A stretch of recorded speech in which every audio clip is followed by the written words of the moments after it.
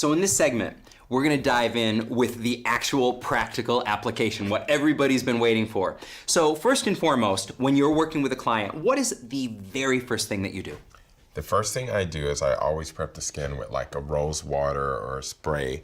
I happen to love Caudalie. They have a beauty elixir. It really relaxes like a high energy client. And by doing this gets the skin ready to just absorb anything. It's kind of opening up, well, not really opening up the pores, but it makes for an even playing field for you to lay your primer on and then your foundation and then your correctors and all that good stuff.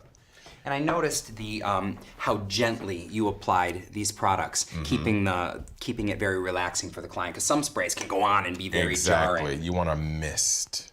And if you make your own products, there's this new contraption that they have, and it's absolutely amazing. You put your solution in there, and then it has a continuous mist. They have it in like a lot of beauty supply stores. Fantastic. So that's a great tip if you want to mix some of your products, or if your favorite product has more of an aggressive spritzer, you can always move it to a gentler and medium. Next, I always do a primer. I like to use YSLs that it has a nice little glow to it. And I just put it in the areas that I think really needs hydration. It needs a little bit of a glow. So in addition to giving, beautiful glow with primers, they also, set the skin for perfect application. There are primers that can be very specific for certain skin conditions. Some people have very large pores. There are primers that can minimize those. In addition to the product that you talked about before that can fill acne, pitting. Correct. And you would also, before primer, you always do a moisturizer. She used a moisturizer before because she's taken a topical little cream for her skin, so she already had a moisturizer on. Just in case you thought I skipped that step. So what you're hearing right here as he continues to apply his primer, you're learning that he did what all makeup artists do. He consulted with her. And that's one of the most important things you always do. You find out if your client has special needs, special conditions, and most important, allergies or sensitivities to any products that they might use. All right, and now here's the orange. This is what I always use. She has a little bit of darkness right around here. So I'm just gonna fill in her hairline a little bit with the orange, just to bring the skin back to.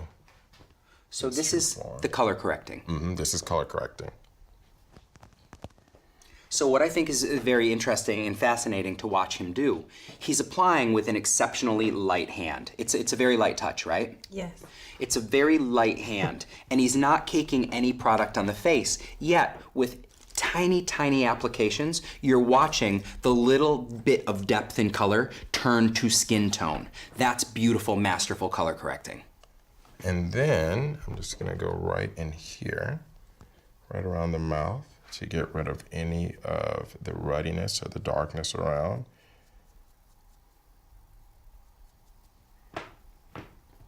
And see, I would pay close attention to the fact that he's not painting color on. The magic of color correcting is the tone below, that in this case is a little bit darker, when mixed with the orange in a sheer layer, becomes skin tone. That's the magic of color correcting. So even though he's done a beautiful job up here, you can't see the orange, and you'll never see it, neither in photographs, film, or in person. At all.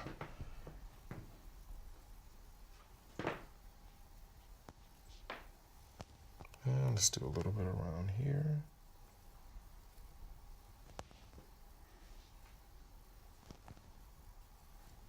And the irritations around the nose, they're common, usually irritations, discolorations, they're common on most skin types. A lot of lighter skin tones, you'll see it as redness or veins and things of that nature. It's a common area that should be concealed and corrected on essentially any client that you work with.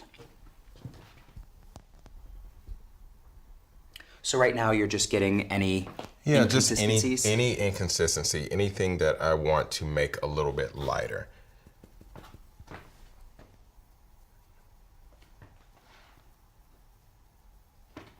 So now she has relatively perfect skin, and the truth is a lot of your clients are going to, but some of them won't.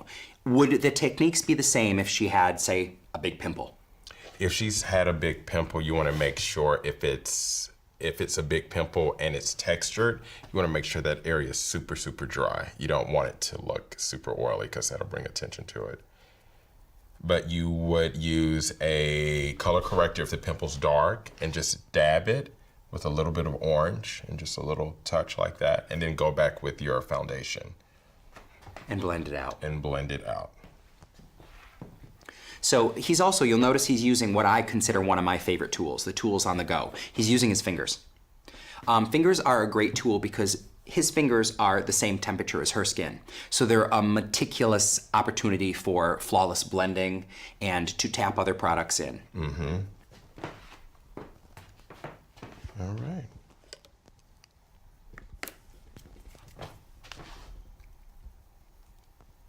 And unlike most people, I usually start under here with my foundation.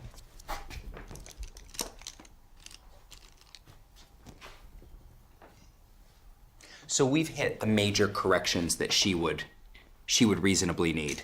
Correct. So now we're transitioning into, after you do the corrections first in a proper makeup application, we transition into the full, face, the beauty daytime makeup. Right.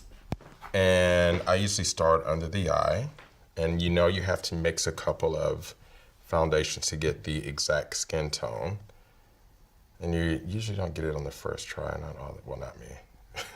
And if you were going to test it on her, where would you recommend the students test? I would say you would test for all over foundation right around the neckline. So right in here. And if you look away and then you go back and it disappears and you can't find the foundation anymore, that's the foundation color. That's an excellent tip. In all my years, I've never heard the look away method. That's a genius tip. So it looks like something there, but then you look away because your eyes have to readjust. So you just go to regular light and then you go back. And if it disappears into the skin, that's the foundation color. That's an excellent tip. And I also want you guys to notice something that he's doing a lot. He is stepping away from the client. It gives a very different perspective when you're right in on the face and when you have a good foot or two beyond. It might be valuable to work into your routine. So you are making sure that you've got your undertone and your tonality perfectly matched? Exactly.